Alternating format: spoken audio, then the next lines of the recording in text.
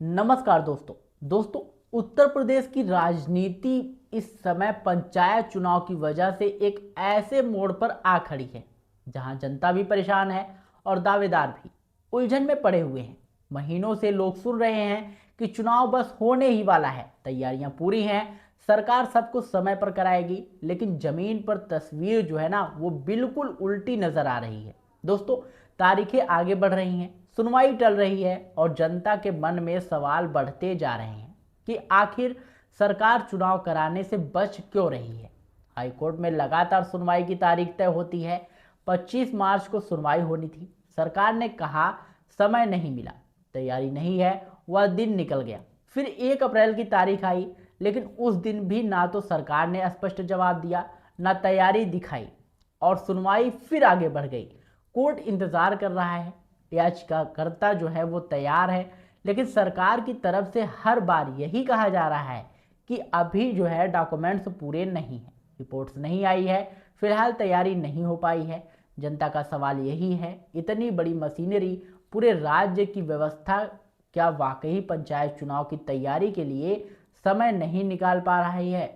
और फिर जानबूझकर देरी क्यों की जा रही है? दोस्तों, सबसे ज़्यादा चर्चा जो है वो ओम प्रकाश राजभर की हो रही है, जिनके विभाग में पंचायती राज आता है, जिसे हम पलटू चाचा भी कहते हैं। राजभर लगातार कह रहे थे कि चुनाव जो है वो 12 जुलाई से पहले हर हाल में होंगे।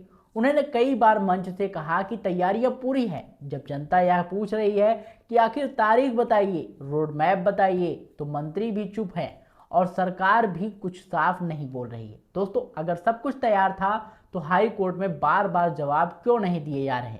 क्यों बार बार समय मांगा जा रहा है? सच्चाई यह है कि सरकार अंदर ही अंदर चुनाव को आगे टालना चाहती है। क्यों?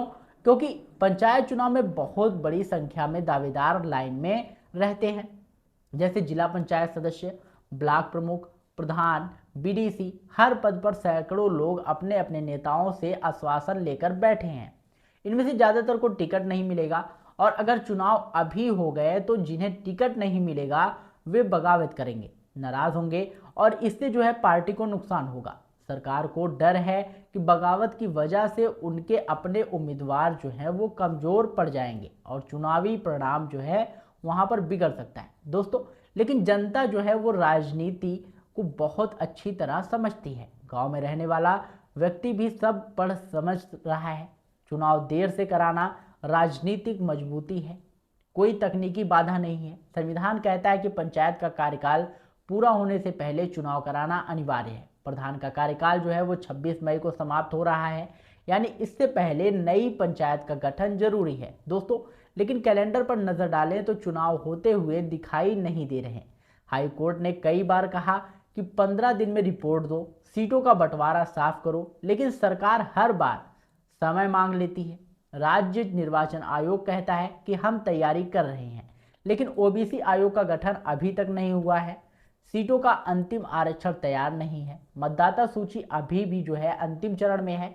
अब जनता पूछ रही है कि जब संवैधानिक व्यवस्था साफ कहती है कि कार्यकाल खत्म होने से पहले चुनाव करा दो, तो फिर देरी क्यों? दोस्तों, और जो है जब देरी होती है तो जनता के मन में यह धारणा बनती है कि सरकार चुनाव से बच रही है। गांव गांव में यही चर्चा हो रही है कि सरकार डर गई, क्योंकि लोकसभा चुनाव ने साफ दिखा दिया कि जनता का मूड बदल चुका है। क्योंकि अयोध्या में हर सुल्तानपुर में जो है हार हुई, अयोध्या में हार हुई, अंबेडकर नगर में हार, ये सब यूं ही नहीं हुआ। लाखों की जीत वाले सीटों पर जीत सैकड़ों में सिमट गई। दोस्तों, जनता जब ठान लेती है ना तो कोई तिकड़म नहीं चलता। पंचायत चुनाव को मिनी विधानसभा इसलिए कहा जाता है क्योंकि इससे सीधे जनता का मूड सामने आता है। अगर चुनाव अभी हुए और गुटबाजी बढ़ी, टिकट को लेकर नाराजगी बढ़ी, तो इसका नुकसान जो है सिर्फ पंचायत स्तर पर नहीं बल्कि आगे भी राजनीति में दिखाई देगा। दोस्तों, शायद इसी डर से तारीख जो है आगे खिसकाई जा रही है, लेकिन देरी करने से जनता का भरोसा नहीं बचता बल्कि और तेजी से टूटता है। लोकतंत्र की खूबसूरती जो है समय पर चुनाव में ही है। जब सरकार संवैधानिक प्रक्रिया को टालने में लगी है तो जनता का भरोसा हिलने लगता है। दोस्तों, अब सवाल आप सबके लिए है, क्या सरकार सही कर रही है? क्या यह देरी वाकई जरूरी है या फिर सिर्फ राजनीतिक डर की वजह से है? पंचायत चुनाव को 2027 तक ले जाने की कोशिश हो रही है या हाई कोर्ट किसी दिन कड़ा आदेश देकर सरकार को चुनाव कराने पर मजबूर कर देगा? पूरा माहौल अभी अनिश्चितता से भरा है, लेकिन जनता सब देख रही है और समझ भी रही है। आप अपनी राय जो है कमेंट बॉक्स में जरूर दीजिएगा। अगर आपको यह जानकारी पसंद आई हो तो वीडियो को लाइक करिएगा, शेयर करिएगा और चैनल विद्याधाम को सब्सक्राइब करके बेल आइकन जरूर दबाइएगा, क्योंकि हम ऐसे महत्वपूर्ण अपडेट्स आप लोगों के लिए हमेशा लाते रहते हैं। और दोस्तों, अधिक जानकारी के लिए आप हमें कमेंट बॉक्स में अपना सवाल पूछ सकते हैं। हमारी टीम जो है आपकी पूरी सहायता करेगी। मिलते हैं नई वीडियो में नई अपडेट के साथ। तब तक के लिए जय हिंद, जय भारत।